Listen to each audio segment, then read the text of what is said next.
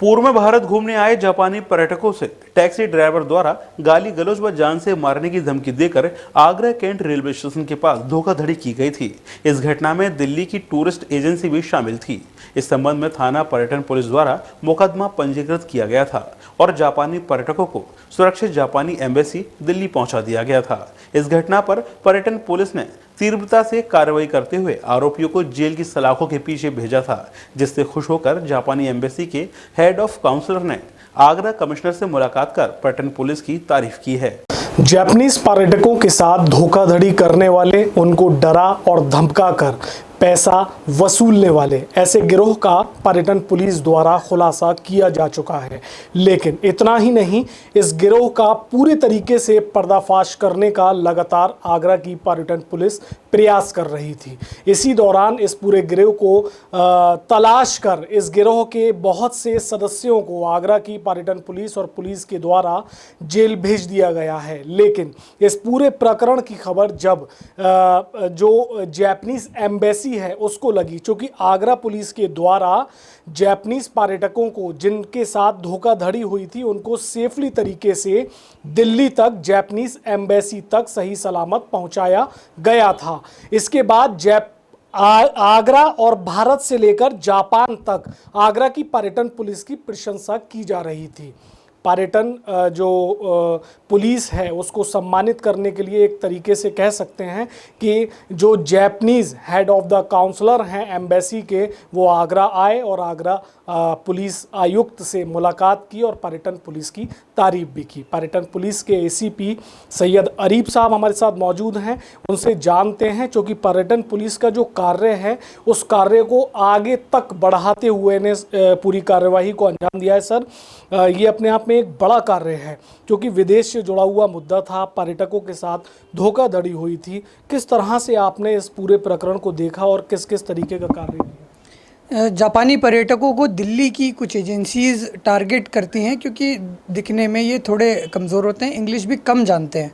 इस कारण उन्हें टारगेट किया जाता था। उन्हें ये कहा जाता था कि दिल्ली बंद है आज, या दिल्ली में कोरोना फैला हुआ है, या दिल्ली में प्रोटेस्ट चल रहे हैं, आप तुरंत आगरा या जयपुर के लिए निकल जाएं।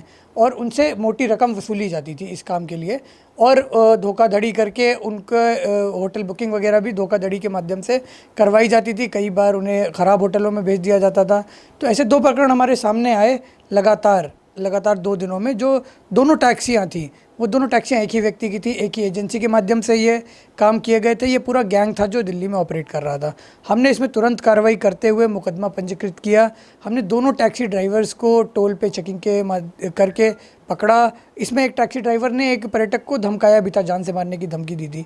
हमने उनको पकड़ के तुरंत जेल भेजा, और साथ ही जो एजेंसी ओनर्स हैं उनको भी हमने इस मुकदमे में अभियुक्त बनाया है। इसके लिए हमें 2 प्रशस्ति पत्र जापानीज़ एम्बेसी से प्राप्त हुए थे।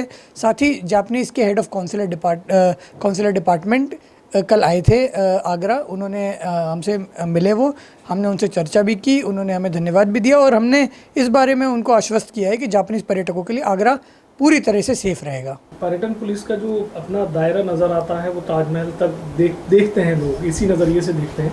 आपने आगरा से दिल्ली तक ये पूरी एक चेन को, मतलब इस पर कानूनी शिकंजा कसा है। तो सर, लगभग किस तरीके से आपने इस कार्य को अंजाम दिया, लगभग कितना समय लग गया इसमें? नहीं, पर्यटन पुलिस का जो कंसेप्ट है, पर्यटन थाने का जो कंसेप्ट है, वो ये है कि आगरा में आने वाला पर्यटक कहीं भी अगर उसके विरुद्ध अपराध होता है, तो वो चाहे वो फतेहपुर सीकरी में हो, चाहे इत्माद-दौला में हो, चाहे सिकंदरा में हो, या किसी और जगह भी हो, तो वो तुरंत पर्यटन पुलिस को संपर्क करे, यहाँ आके अपना मुकदमा लिखवाए।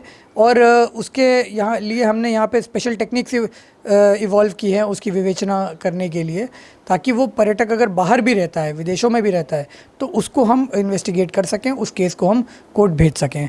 तो ये कार्यक्रम हमने ज़ोर शोर से शुरू किया है, और अब हमने लगभग 12-13 मुकदमे यहाँ लिखवा दिए हैं विभिन्न देशों के पर्यटकों की तहरीरों पर। तो देखा आपने, जो विदेशी पर्यटकों के साथ धोखाधड़ी करने वाला गिरोह है या लोग हैं, ऐसे लोगों को समझ लेना चाहिए कि आगरा की पर्यटन पुलिस पहले से बेहद सतर्क हो चुकी है और अब जो इन्वेस्टिगेशन है उसके अंदर भी बेहतर तकनीकों का इस्तेमाल पर्यटन पुलिस के द्वारा किया जा रहा है। यही वजह है कि पर्यटकों के साथ ठगी करने वाले गिरोह का आगरा से दिल्ली तक उनको बख्शा नहीं गया और जेल की सलाखों के पीछे डाल दिया गया। अपने साथी रंजीत चौहान के साथ राशिद हुसैन, डीजी महाराजा न्यूज़, आगरा।